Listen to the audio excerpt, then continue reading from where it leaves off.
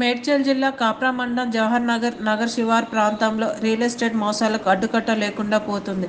Double registration మోసానికి ఓ సామాన్య కుటుంబం రోడ్డున పడింది. సొంత ఇంటి కల నెరవేర్చుకునే క్రమంలో సామాన్య కుటుంబాలు తీవ్రంగా నష్టపోతున్నాయని జవహర్ నగర్ పోలీస్ స్టేషన్ పరిధిలోని కాప్రా తులసి గార్డెన్ ఫ్లాట్ నెంబర్ 48లో నివాసం ఉంటున్న చంద్రశేఖర్ అనే బిల్డర్ బోర్డ్ అరుణ హైట్స్ అపార్ట్మెంట్లో ఒకే ఫ్లాట్ని ఇద్దరికి విక్రయించడంతో థామస్ అనే వ్యక్తి Jawahar Nagar police station ఆశ్రయించాడు.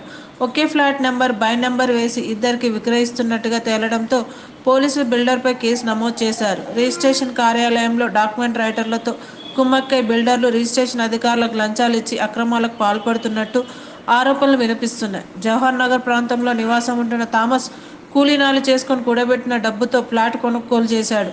Double registration అని తేలడంతో లబోదిబోమని విలపిస్తున్నాడు. తన కుటుంబం రోడ్డున పడాల్సిన వచ్చిందని ఆవేదన వ్యక్తం చేస్తున్నాడు. సామాన్య ప్రజల జీవితాలతో ఆటలాడుకునే ఇలాంటి బిల్డర్లపై కఠిన చర్య తీసుకోవాలని బాధితులు కోరుతున్నారు. చంద్రశేఖర్ అనే బిల్డర్ పైన పలు పోలీస్ స్టేషన్లో కేసులు ఉన్నట్టు పోలీసులు తెలిపారు.